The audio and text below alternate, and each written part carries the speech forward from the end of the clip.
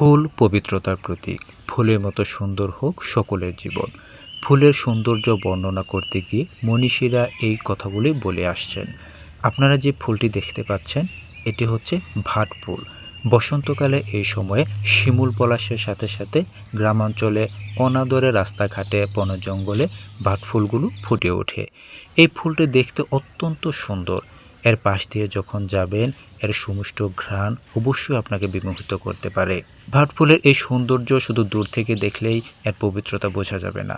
এর কাছে যখন যাবেন দেখবেন এর পাতায় পাতায় কত ধুলাবালি ময়লা লেগে আছে, কিন্তু ফুলের গায়ে কোনো রকমের ধুলোবালি থাকে না।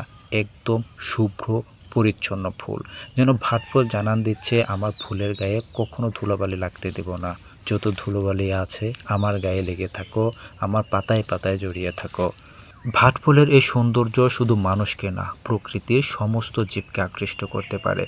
ভাট ফুলের এই সৌন্দর্য উপলব্ধি করার জন্য, খুব কাছ থেকে আরেকটু বোঝার জন্য, আরেকটু ছুঁয়ে দেখার জন্য একটি ছোট্ট গিরগিটি ভাট ফুলেরকে জড়িয়ে ধরে আছে।